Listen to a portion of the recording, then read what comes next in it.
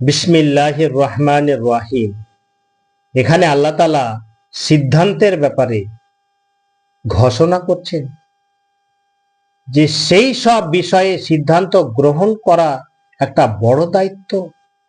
যে ব্যক্তি আল্লাহকে ভয় করে এবং একা একথা জানে যে এর জন্য তাকে তার রবের কাছে কত কঠিন জবাবদিহি করতে হবে, সে কখনোই একা সেই গুরুভার নিজের কাঁধে উঠিয়ে নেওয়ার দুঃসাহস করতে পারে না।